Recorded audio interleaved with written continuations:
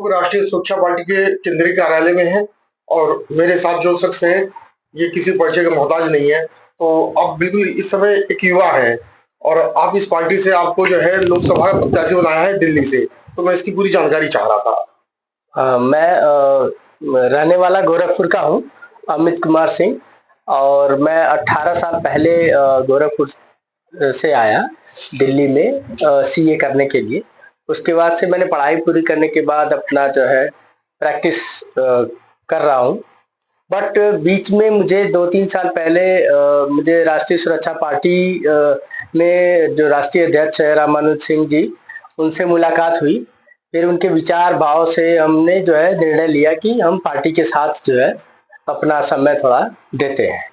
तो फिर अब लोकसभा उम्मीदवार जो है इन्होंने बोला कि आप लड़िए, और उसके बाद से फिर हमने निर्णय किया कि हम चुनाव में शामिल होंगे। अच्छा, ये आपका पहला चुनाव है? हाँ जी, हाँ जी, पहला चुनाव है। पहला चुनाव क्या, हमने कॉलेज लेवल पे भी कभी कोई चुनाव नेता दल किसी से हमारा कोई सरोकार नहीं था।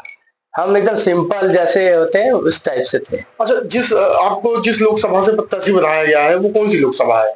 ये पश्चिमी दिल्ली, वेस्ट दिल्ली जी। तो इसमें आपको कुछ समस्याएं आपने ऐसा देखा होगा कि क्योंकि आपका अपना एरिया कई सालों से आप यहाँ पे रह रहे हो, बिल्कुल तो क्या बिल्कुल देखा है आपने? मैं पिछले 18 सालों से हूँ।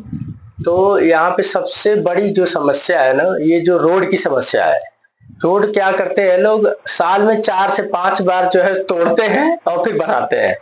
तो कहने का मतलब है पानी की, सीवर की, ये बहुत सारी समस्याएं हैं, बिजली की, ये सारी बेसिक समस्याएं जो है वो उस एरिया में है।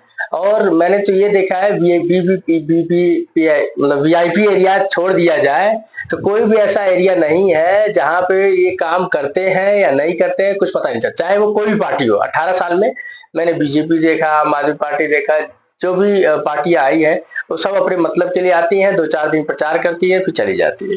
अच्छा, आपके सामने जो है क्योंकि आप युवा हैं तो आपने बीजेपी को भी देखा, कांग्रेस को भी देखा, आम आदमी पार्टी को देखा और बीजेपी और आम आदमी पार्टी दोनों का दिल्ली में एक बहुत भारी उफान रहा है। तो आपने ये राष्ट्रीय सुरक्षा पार्टी ही क्यों चुना?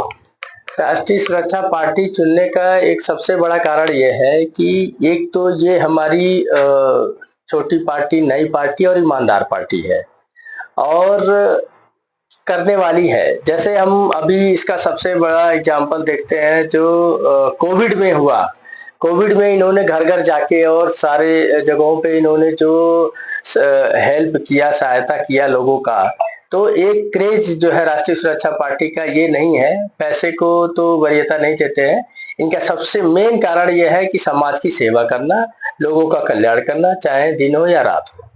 अच्छा, आपके दिल्ली में आम आदमी पार्टी भी बहुत मजबूती से उभरी और इस समय वो भी प्रत्याशी उतार रखे हैं। तो आम आदमी पार्टी में भी जाने का विकल्प था तो उसमें आप क्यों नहीं गए?